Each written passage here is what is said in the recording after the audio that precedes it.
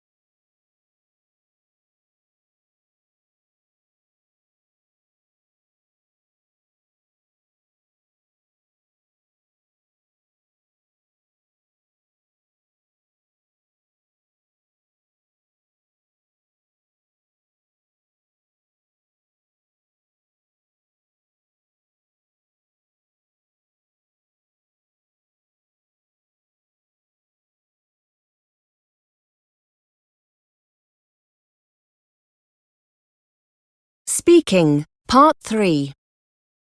We've been talking about the subject of fame and celebrity. I'd like to discuss this subject with you with some more questions.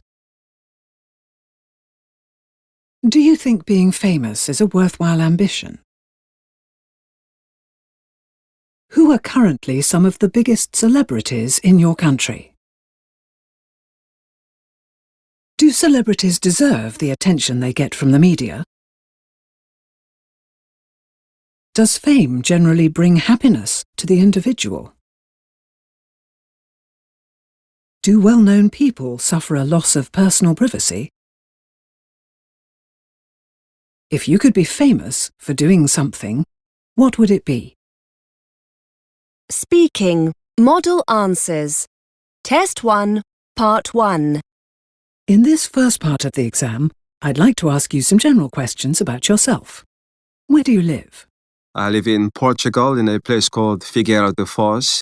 It's not far from Coimbra, which is a famous university city.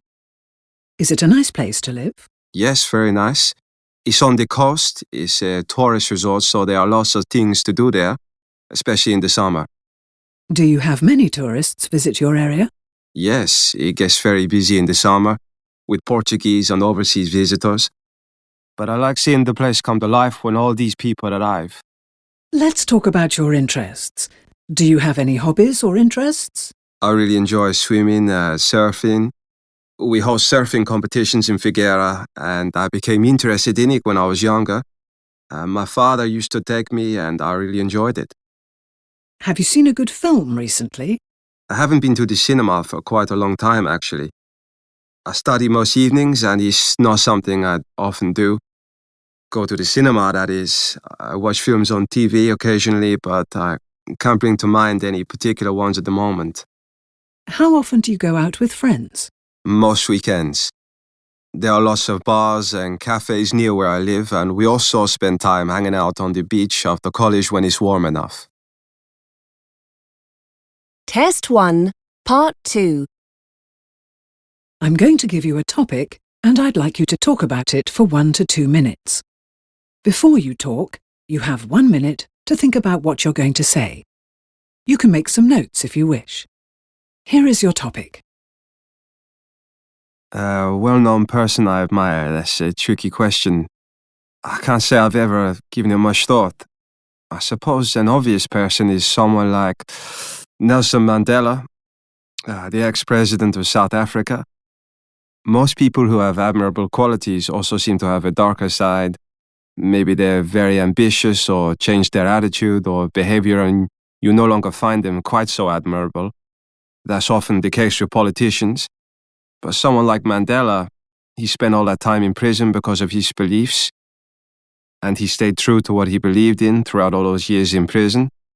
He won over the hearts of the people of South Africa, whatever race they were. I can remember the day he was released from prison and also the time South Africa hosted the World Cup. Mandela made a speech and it seemed to capture the hopes of the whole nation. I think his reputation is based on values like courage, respect for others, being a great statesman. Whenever someone important, another politician for example, was pictured with him, they always seemed to be insignificant in comparison. I suppose I admire him for the same reason I admire anyone who stands up for their principles, no matter what life throws at them. And particularly with Mandela, he stood up for something that everyone should hold dear: equality and freedom from oppression and prejudice. Yes, Nelson Mandela, that's who I admire. Test 1, Part 3. We've been talking about the subject of fame and celebrity. I'd like to discuss this subject with you with some more questions. Do you think being famous is a worthwhile ambition? No, not simply to be famous. That's the problem with the people on reality TV shows. They sometimes say they want to be recognized, to be famous. I think the ambition should be for what you do, not just to be well known. Who are currently some of the biggest celebrities in your country? Well, I suppose our politicians are well known, to Portuguese people anyway. And then of course there's Jose Mourinho and Cristiano Ronaldo. They're very well known, if you like football that is. I think I'm more proud of people like Fernando Pessoa, our great poet. Not a celebrity, I know, but very famous around the world. Do celebrities deserve the attention they get from the media? I think the media needs celebrities and celebrities need the media. They live off each other. Most of them don't deserve all the attention, but news about attractive celebrities sells newspapers and magazines, so I suppose it's just natural. Does fame generally bring happiness to the individual? I don't know really. It's a little like the earlier question, whether fame itself is worth aiming for. If you are happy doing whatever it is that makes you famous, then perhaps yes. But sometimes fame can interfere with your life. Do well-known people suffer a loss of personal privacy? Definitely, yes. As I just said, fame can interfere with your day-to-day life. Celebrities can be hounded by the paparazzi as soon as they leave their homes, and stories can appear about them in the media that may or may not be true. It's not something I'd like. If you could be famous for doing something, what would it be?